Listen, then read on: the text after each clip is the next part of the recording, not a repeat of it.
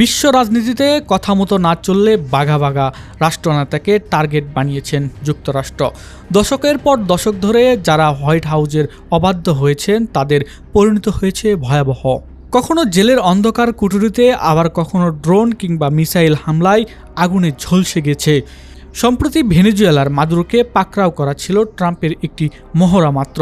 এমনকি epic Fury অভিযানে ইরানের সর্বোচ্চ নেতা আয়াতুল্লাহ খামেনিকে হত্যার মধ্য দিয়ে এক নতুন ও নৃশংস বার্তা দিয়েছে যুক্তরাষ্ট্র।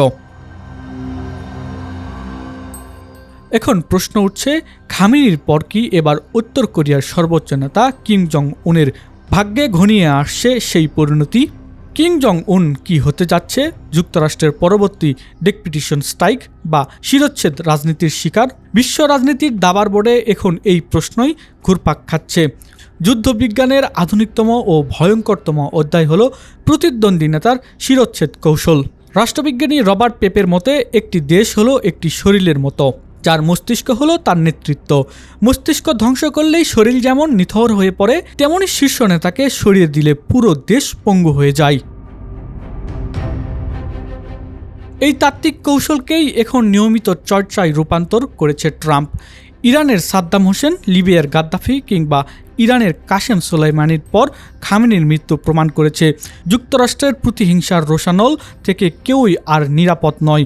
এদিকে ওয়াশিংটনের নিষেধাজ্ঞা তুচ্ছ করে একের পর এক আন্তঃমহাদেশী ব্যালিস্টিক মিসাইল ও শক্তিশালী পরমাণু বোমা তৈরি করেছে উত্তর কোরিয়ার নেতা কিম জং উন। যুক্তরাষ্ট্রের চাপ ও হুমকিকে অগ্রাহ্য করে নিজস্ব সামরিক শক্তি প্রদর্শন করেছেন তিনি। বিশেষজ্ঞদের মতে এই নীতির মাধ্যমে কিম জং উন ওয়াশিংটনের প্রভাবের বাহিরে থাকার বার্তা দিয়েছেন।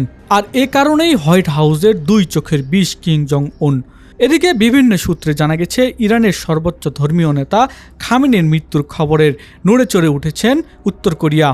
দক্ষিণ কোরিয়ার গোয়েন্দা সংস্থাগুলোর মতে পিয়ংইয়ং এখন তাদের সর্বোচ্চ নেতার নিরাপত্তায় নজিরবিহীন কড়াকড়ি আরোপ করেছে। কারণ কিম জানেন, মার্কিন প্রেসিডেন্ট এখন আর কেবল অর্থনৈতিক নিষেধাজ্ঞা বা যুদ্ধের হুঙ্কার কেটেই সীমাবদ্ধ নেই। সরাসরি প্রতিদ্বন্দ্বী শাসকের বেডরুমে ঢুকে শিরচ্ছেদ করার মতো দূরদর্শ মিশন চালাতেও দুইবার ভাবছেন না ট্রাম্প। যুক্তরাষ্ট্রের এই ডেকপিটেশন স্ট্রাইকের ইতিহাস বেশ পুরনো হলেও একে এক নতুন উচ্চতায় নিয়ে যাচ্ছেন ট্রাম্প প্রশাসন।